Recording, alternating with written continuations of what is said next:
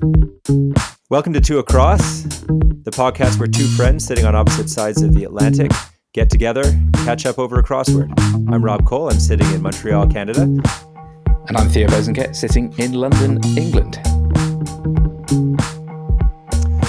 Morning, Theo, or afternoon. I was going to say afternoon. I think we're 5 hours apart, are we? It was 4 for a week. You guys move earlier than we do, and that's as long as daylight savings time exists. And I don't know if its demise has long been prophesized, but it has not yet occurred. No.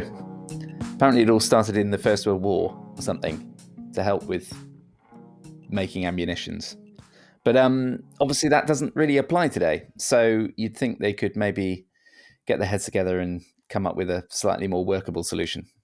Well, apparently, actually, we're making more ammunition now than almost at any time in the last 80 years or something as a planet. So maybe it is becoming relevant.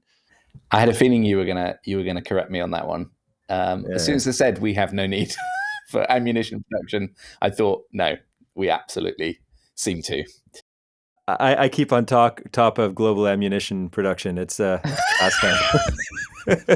I'm glad to hear that, Rob. I'm very glad to hear that. So we got to do a crossword today. Yes, we do. This being our inaugural episode, neither of us have a functioning printer, so we're going to figure this out on the fly. This is a very professional operation. It is a highly professional operation. So you want to send that over, and then I think we'd agreed I would be quiz master and you would be the recorder for this one. So while Theo's doing that for the folks at home, the format of the show is that we are going to do a quick crossword. We debated quick versus cryptic, and we both concluded that neither of us can do cryptic crosswords, and that this podcast would take several days if we did so and become highly uninteresting. So we are going to do a bog standard Collins quick crossword, selected entirely at random, and then we're just going to see what happens with that crossword. So the format is as follows. We go through the clues. We're giving ourselves a half an hour to complete it with our combined intelligences brought to bear on the problem. And we will be posting the crossword on the website when we have one, or a link in the show notes, which we haven't quite figured out yet, so that you at home can play along and you can look at the clues. And when we're stumped on something really easy, you can sit there and say, what a bunch of assholes. What is wrong with these people? So, yeah, that's what we're going to do. So our lesson today is taken from Collins Crossword Challenge Book 2, 200 Quick Crossword Puzzles. And we're going to do number 126, which I've chosen at random. Awesome. So do we start across? Well, I guess we have to start across, given that it's the name of the show. Or do we start down? I need to get my timer going. Oh, that's right. So we're going to try and stick to half an hour. 1/2 of an Earth hour. Just to inject some jeopardy. Which is the same in Canada as it is in the United Kingdom. Indeed. It's probably different in Tibet, though, isn't it? Which is where you're going to be. Oh, and Nepal. Yeah, it's 15 minutes. 9 hours and 45 minutes, I think, off of me, or 10:45 now, based on time. That's right. There was a great skit years ago on This Hour Has 22 Minutes, which is a Canadian show, where they used to have this segment, because Canadians, what we love to do more than anything is to make ourselves feel better at the expense of Americans. It's a national pastime linked to our national insecurity complex. But we had this show called Talking to Americans, where they'd go down and they'd sort of befuddle Americans with incorrect facts about Canada and see how they reacted to it. And one of the genius ones of all time was going down to, I think they were in Nebraska or something, and they were talking to people about how they felt about Canada finally adopting the 24-hour clock. Oh, now I have huge respect for Canada. I would never play such a cruel trick. Well, when we had the 15-hour clock, I mean, it was life was different. Right. So I'm setting a 30-minute timer, and we're going to launch in and see how we go. Cool. Go. First clue. All right. First across, so we got state of the USA. It's 4 letters, and I think there's only one 4-letter state, if I'm not mistaken. Ohio? Oh, shoot, there's two. I was thinking of the. I was thinking of the Normandy landing beach, also Utah. known as Utah. Yeah. Well, let's look at it down. What's two down? Garment worn in the kitchen. If it starts with A and it's 5 letters, Apron. yeah. So I think So we're good. Utah. I think we're good on Utah. Great. Do you want to actually? I have to fill in, don't I? Because I've got the. You got to fill in. You're the filler inner. Right. I'm the reader. Of course, now I'm sitting here with my glasses on, which I might have Utah to remove. and apron. Yeah. Utah and apron. That's your call. I would have thought you needed glasses. I do need glasses, but the problem is I've reached that age where the glasses make it difficult for me to see things that are close to me. Yes, that's the geography teacher stage where you're constantly having to take your glasses off, put them on. I'd like to have thinner glasses, then I can look over them. I think that you get that old man or oldish man look of being able to peer over your glasses at something. There's a lot of gravitas in that look. I think when you're admonishing, is that the right word? Yes, a small child, or giving your thoughts on geopolitics to an uninterested audience. I think glasses perched on the end of the reading nose are absolutely mandatory uniform. Yeah. Well, I'm gonna maybe rock that look for episode 2, but for today, I'm going to go with the glasses removed. Nice. And see how I get. So we've got on the down score, we have starting with U, which is a good letter to start with. We have pure, 13 letters. So I'm going to say it's un something. Definitely. Could be unblemished. I don't know how long that is. Too short. Yeah, it does feel short, doesn't it? Unimpeachable. Ooh, but that would be unimpeachable. Yeah, you're right. Unimpeachable. Which does fit. That does fit. That would put a B in slot 19 across, which would be the 8th Greek letter, 5 letters long. I don't know that there is a Greek letter that's 5 letters long starting in B. No. Okay. The only Greek letter I know beginning with B is obviously beta. Yeah. Let's try 9 across. 9 across is stuffy. Its 3rd letter with apron would be an R. Stuffy. So that could be relating to a person, but it could also be relating to an atmosphere. Or the British personality. Like your new incoming foreign secretary. Oh, what a time to be alive. This last decade in British politics.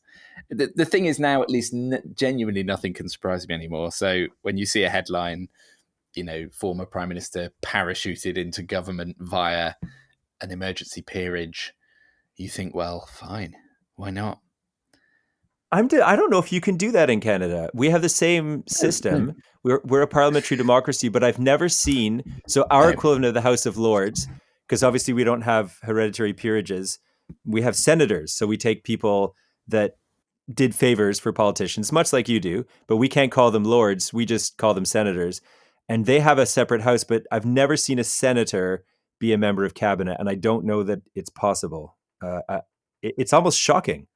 But that's because you are an actual or closer approximation of a democracy, whereas we are sort of cosplaying as a world-leading democracy, whereas in fact what we are is very much I don't quite know what we are. We're a sort of shambolocracy where we have all these ludicrous figures who seem to actually, in the end, hold the keys to power, regardless of what decisions are taken at a voter level. But anyway, we need to focus on this crossword. We have a 3-letter thing, which we might have a chance of. 11 across. Type of vase, I would say, or vase for our Canadian listeners.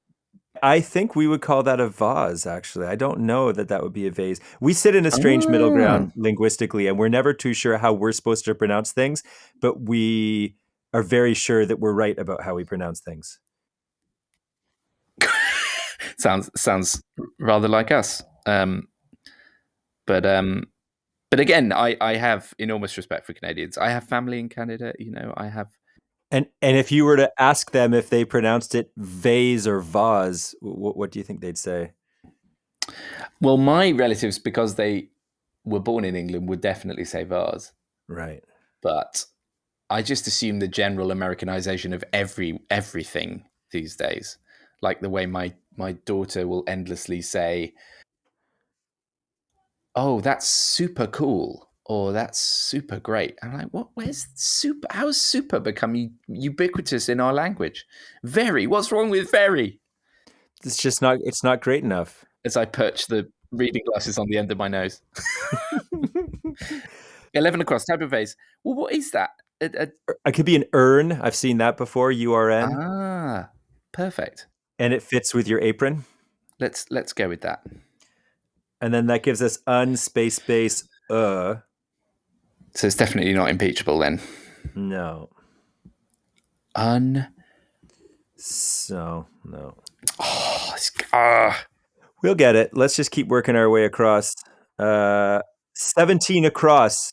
17 across. Oarsman, 5 letters. I think we can get that one. I'd say Rower. rower would fit. So something's emerging there.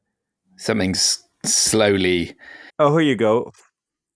14 down just to so now we've got W as the third letter and it's not in any place. Nowhere. There you go. The thing about these crosswords, they are quite scattershot. Sometimes you come across a clue and you think that is laughably easy, as that one is. But then other times you think, Jesus, this is Mensa levels of difficulty. Is Mensa even a reference anymore that anyone understands? I don't know. I'm not entirely sure.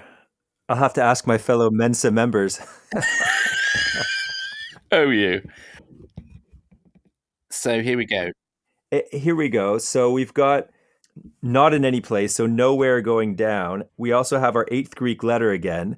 Now we know that the third letter is an E, so that could be theta. Oh, yes, it could. I'm going to pencil that. All right. Or lightly pen that. Oh, here you go. I got a good one. I think 8 down will help us bring some of the acrosses that we need to tackle our number 1, which has become our bête noire. From this time on, 12 letters. Henceforward. Yeah. I would say henceforth in good Shakespearean, but henceforward fits. And it fits with theta. And it fits with theta. But this means, concerningly, we nearly have all our letters for 1 down and we still don't know what it is. 21 across. Terrible. 3rd letter E, 5th letter D. Dreadful. Of course. Okay, so now we do have all our letters for 1 down that we're going to get. All right, so read them out because obviously I'm not looking at it. No, there is one left. Sorry. 9 across, stuffy. We still haven't got that one. Oh yeah, stuffy. Airless.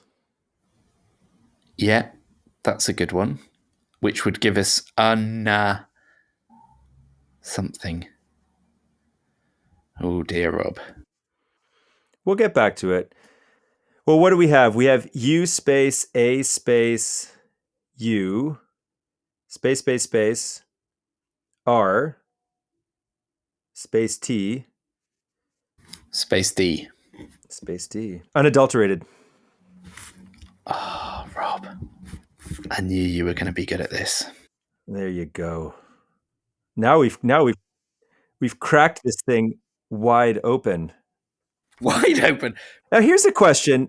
How is the word adult related to the word unadulterate? So if you apply an adult approach to something, you have made it impure.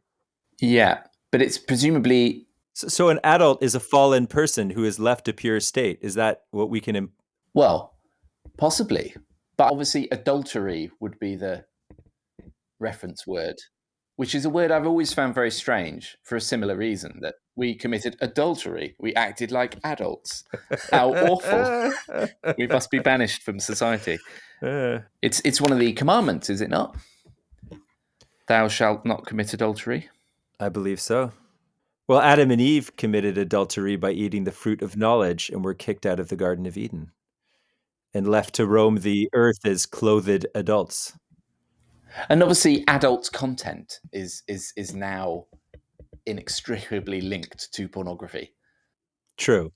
But I feel like that was a later development in the history of adultery. Yeah. I need my Fowler's Dictionary of Common English Usage, and I'll bring that to our next podcast. Next time, please do. All right. Next. Right. 4 down. This is one that I'm going to enjoy because the clue is be aggrieved by. 6 letters, third letter S. I'm often aggrieved for no particular reason. Are you? Be aggrieved by. At someone, at thine own self, or? Oh, all sorts. Often myself, yes. But often, small slights that the other party could have no way of knowing they'd committed. I just like feeling sort of embittered. Now I got to watch myself in this podcast. We should add a slight-o-meter to the end of the podcast where we can each count how many times the other person has subtly wronged us. Well, you've already committed 7, but I don't want to go into details. 3 across went before. Proceeded or preceded, sorry.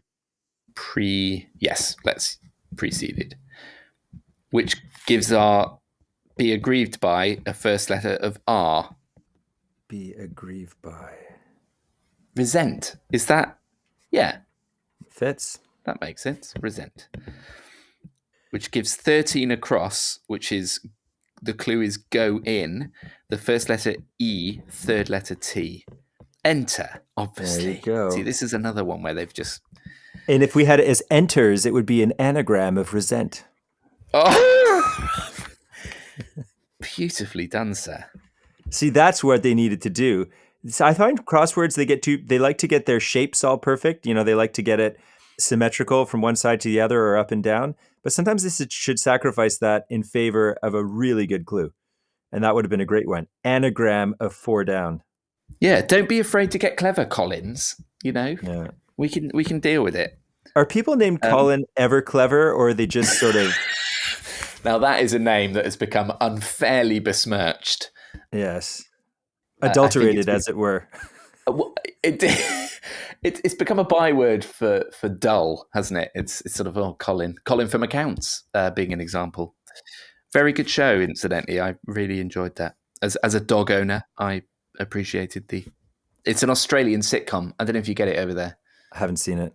No. It's about a couple who kind of adopt a dog that one of them hits in a car. Anyway, it's sounds quite dark, but it's really not. It's good fun.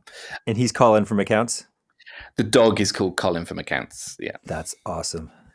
And he's a border terrier and very, very sweet he is too. Although they put the dog in a kind of dog canine wheelchair, but it's very clear that the dog they use does not require a canine wheelchair.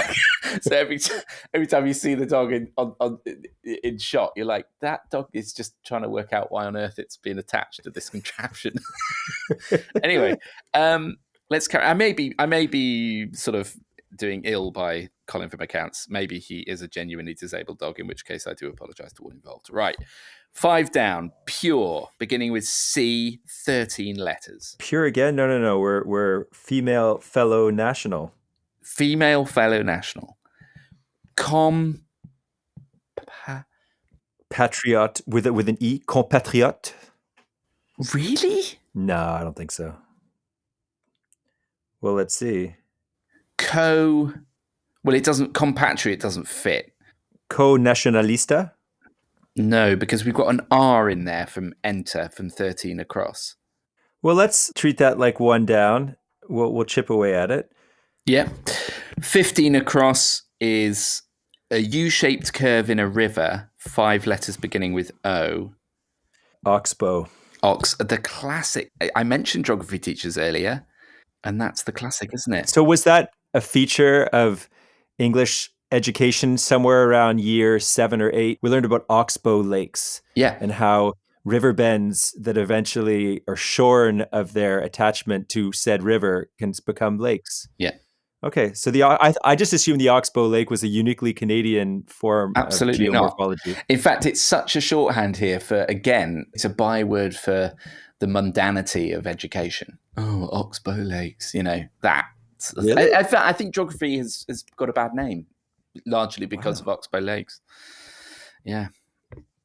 So Colin, who teaches geography, it's not a good time to be someone called Colin who teaches geography. Let's just put it that way. Who studied fluvial geomorphology in his undergrad and in his master's specialized in Oxbow Lakes. Exactly. He's got interesting stuff to say.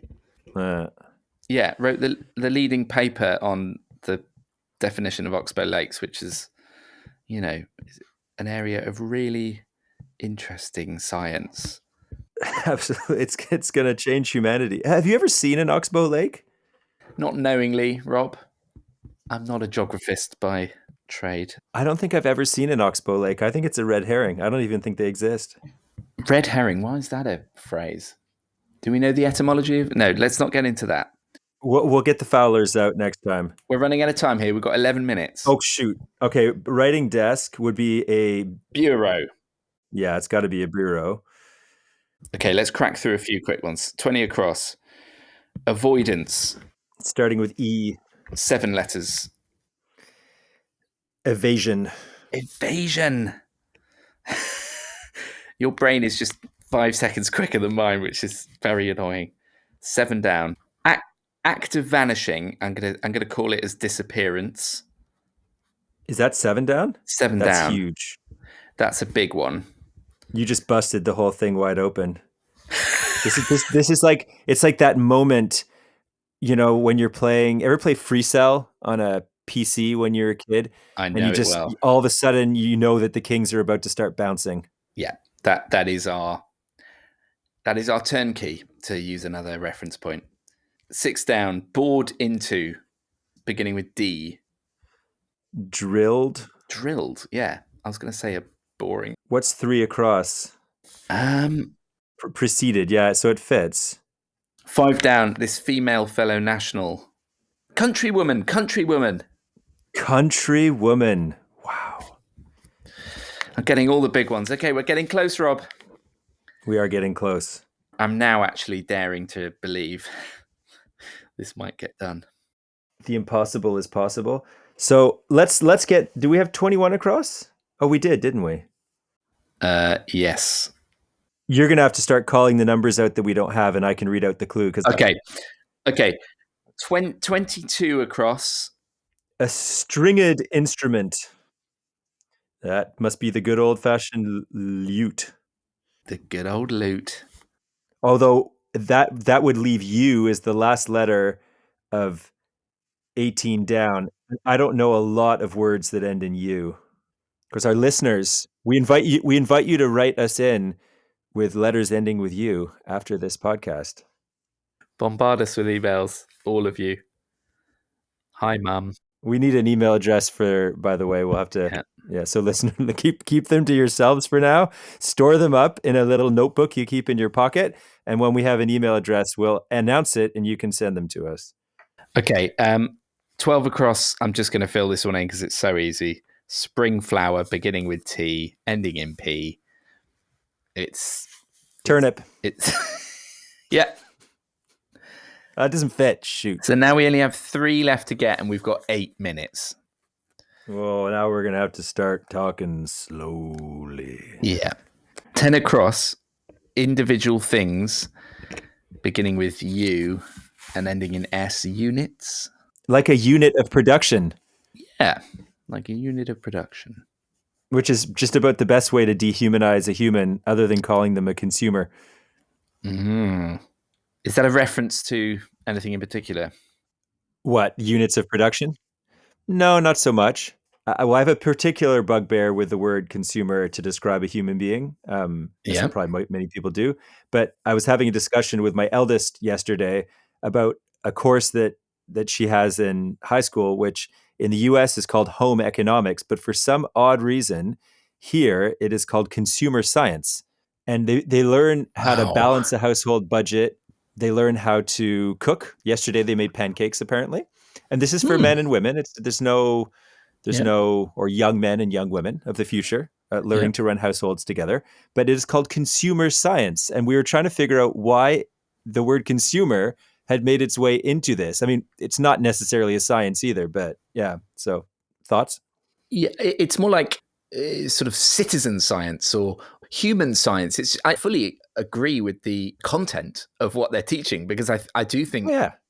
kids need help with the day-to-day stuff. I did food tech back in the day. Food tech. Food technology, which was a very odd. I think this is a subject they've long struggled to to name appropriately. Is that where you plumb the mysteries of umami in food and how it can? If only, Rob. If only. No, it was more about learning to make pizza, as I seem to remember. But yeah, what was it? Consumer tech, was it called? Is that right? It's called consumer science. Sorry, consumer science. I mean, that's so weird as a combination of words. Because it sounds, to be honest with you, it actually sounds like a euphemism for marketing. Yes, it does. Like this is the science of how we make people consume. It's like the dark arts of capitalism. Yeah, it's true. It does make it sound like, what do they call it? Like guerrilla marketing or dark marketing, whatever the hell. I used to briefly work in PR, and they were always talking about words like demographics and KPIs and all that crap, which maybe they're just realistic about the world that these poor children are entering into. And, be a good consumer and you will get on in life. Yeah, so apply empirical methods to your life of consumption. Absolutely. Which is, maybe they were onto something. I didn't know that you'd worked in PR. I used to work in advertising in my formative years, so I have a similar skeletons in my dark past. Yeah. Yeah. Yeah, it's not something I'm particularly proud of, and I try to keep under my hat, particularly seeing as I work as a journalist these days. Yeah. But it was interesting sort of seeing the whole game from the other side of the fence. The thing that definitely struck me was you do not get as much free stuff, and you do not get treated nearly as nicely as you tend to. So I work in arts journalism, so I get lots of tickets to things, and I go and interview people, and everybody's always very nice to me because they want me to say nice things. But when you work in PR, it's like, right, what are you going to do for me? If you haven't done that for me, then there's going to be consequences. And no, you can't have a free ticket to the show because you're worth nothing to me. And it's that sort of difference in worldview, which I found quite difficult to adjust to. You can offer me a free ticket to the show in order to curry favor and build influence, because that's what you do, PR guy. Exactly. But you are going to have to go and watch the dress rehearsal. Anyway, I'm still bitter about it, as you can hear. Yeah, and we have to apologize in advance, obviously, to all of our PR listeners from that field. We feel for you and for your struggle. Yes, and also to all our dark arts marketing listeners as well. I think it's important to clarify that obviously we hate the game and not the players. There you go. That's exactly how I feel about football. Not what you would call football, but what people over here call football. Yeah. There's a very interesting story that's developing over here, by the way, to do with your national sport. I don't know if you've been following this. This is a very dark and serious subject. Front page news here. It's front page news. I thought it might be. So this is the story of the tragic death of an ice hockey player in the UK. Who plays in Sheffield, I believe. Plays in Sheffield and has had his, basically a skate went across his throat, which is just unbearable to think about. But now the player who, he hasn't been named, but we assume that the player who was wearing the skate has been arrested for manslaughter. I don't want to weigh in on things. I don't know the case, but I'll say one thing about the game of hockey. We don't say ice hockey, but hockey is really fast moving and things happen so quickly. And if you follow the sport long enough, you see some absolutely gruesome things happen. And it's just the nature of the sport. It's a high speed game. And I just can't see how someone can be culpable. I mean, it's tragic, but Anyway, I wasn't there. I didn't see the event. I've only read a small amount about it, so we might have to edit this out when I realize that I'm saying something horrific. But anyway, But let's get back to the crossword and cheerier subject. how much time we got left? Oh, good. Oh, 1.5 minutes, Rob, and 2 words. Lightning round. Jolt, 3 letters. Jar.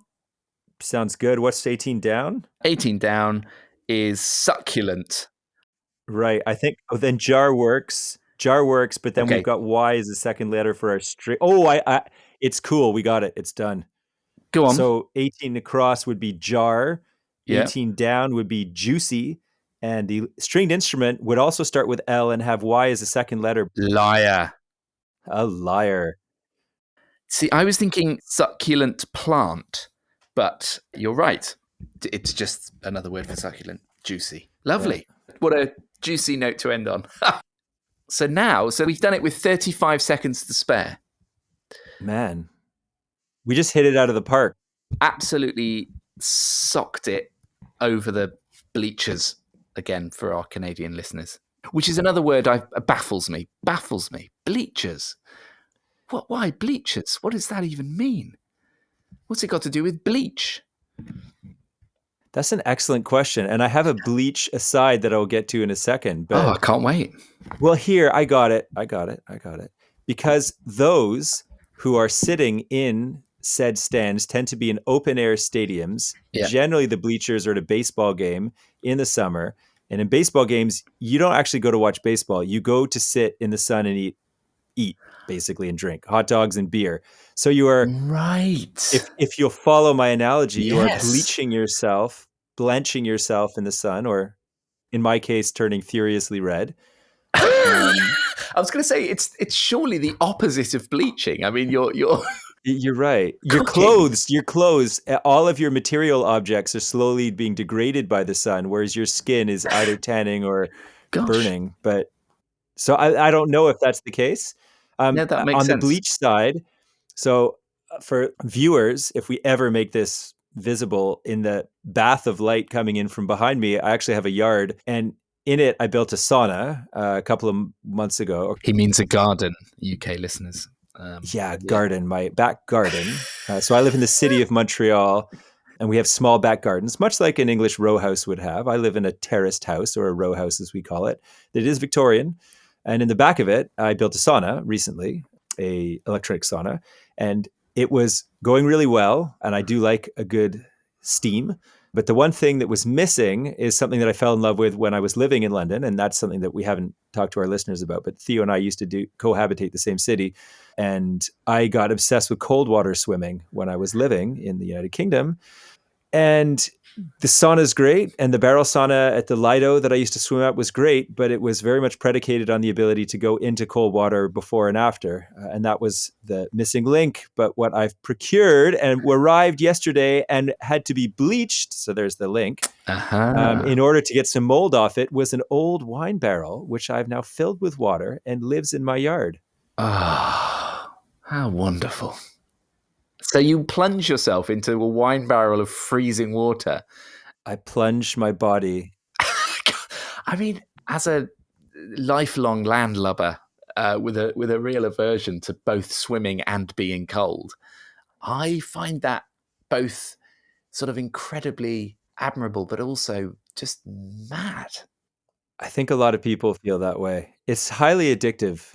And for those of you living in the UK, there's probably a cold water swimming community near you. And I would just put a plug in for those, because they're usually full of really excellent, if slightly odd people. And it's a great thing to do. So as the winter looms in the Northern Hemisphere, I would strongly recommend finding your local cold water swimming club and giving it a go. I'm just imagining your neighbors as well, looking out there. Bedroom windows and thinking, oh, Rob's just plunging himself into his wine barrel again. Well, so the first time I had a sauna, I was out there, and I'd be quite concerned if I didn't know any better. Yeah, well, maybe. I mean, that's a desperate bid for, help. I realized quickly that I cannot, that I really have to wear swimming trunks or something, because the first time, obviously, you just go in the sauna and then nude with a towel. But of course, you get outside, and if you want to pour water on yourself or something, well, you have to remove or soak the towel.